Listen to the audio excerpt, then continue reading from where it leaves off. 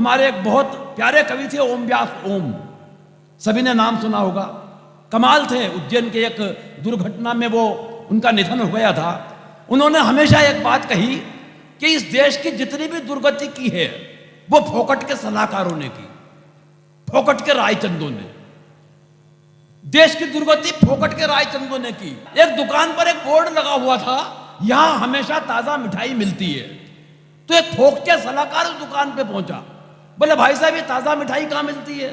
बोले यहीं मिलती है। बोले भाई साहब मुझे मालूम, आपको मालूम, सारे शहर को मालूम कि यहां मिलती है, तो इस बोर्ड में यहां लिखने की क्या जरूरत? उस दुकानदार को उसकी सलाह समझ में आ गई। उस दुकानदार ने एक पेंटर को बुलवाया और यहां पुतवा दिया। अब रह गया हमेशा ताजा मिठाई मिलती है।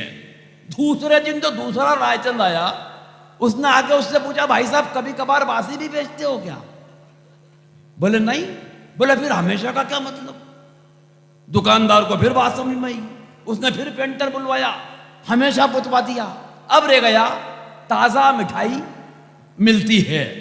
तीसरे दिन जो तीसरा रायचंद आया, उसने दुकानदार से आके एक प्रश्न किया कि भाई साहब दिन भर में रावण को कितनी बार याद करते हो?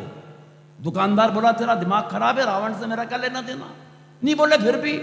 बोले देख राम को याद करता हूं तो रावण की याद आ जाती है। बोले एग्जैक्टली भाई साहब यही कह रहा हूं कि जब भी हम ताजा शब्द पढ़ते हैं हमारे दिमाग में बासी शब्द स्ट्राइक होता है। ताजा पुत गया। अब रह गया मिठाई मिलती है।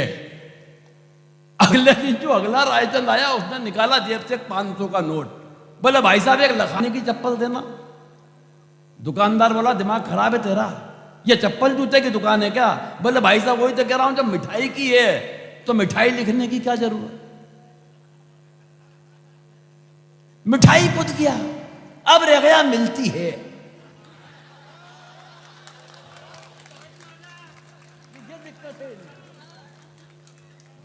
मेरे को मालूम थी तुम ताली यहीं बजाओगे।